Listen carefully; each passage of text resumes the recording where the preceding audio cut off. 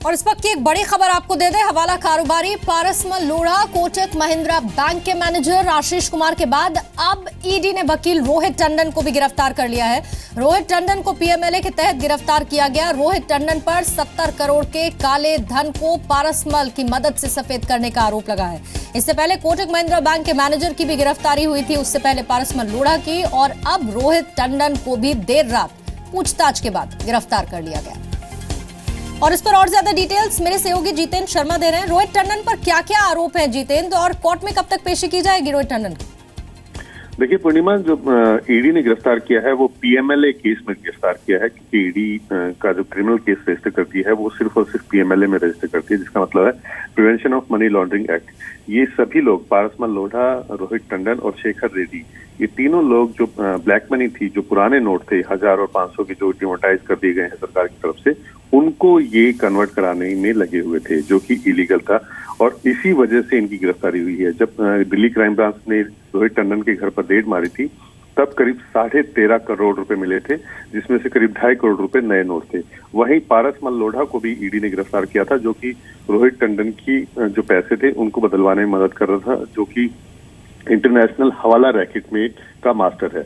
और इसी आरोप में आज रोहित टंडन की गिरफ्तारी हुई है। कल जब कोटक महिंद्रा बैंक के मैनेजर आशीष को गिरफ्तार किया था, तो उसने ईडी को पूछताछ में बताया था कि जो 38 करोड़ रुपए हैं उनको 84 बैंक ड्राफ्ट के जरिए वाइट किया गया था, जो कि रोहित टंडन के ही पैसे थे, जिसके लिए उसने करीब 13 करोड़ रुपए रिश्वत भी ली थी। इन लोगों ने काफी सारी शेल कंपनीज बना रखी थी, उनके जरिए ये उन अकाउंट्स, बैंक अकाउंट्स के अंदर पैसा डालते थे और उनको बैंक मैनेजर्स की मिली भगत से उन पैसों को वाइट करवाते थे।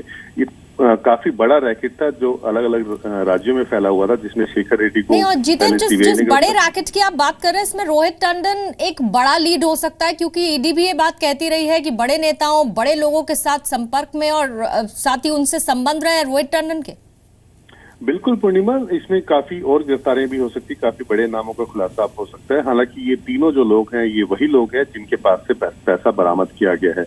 अब ईडी ये जानने की कोशिश करेगी कि ये पैसा क्या सिर्फ इन्हीं लोगों का था या बाकी और लोग भी थे, क्योंकि जो पारसमल लोढ़ा है इस पूरे मामले में वो किंग पिन है।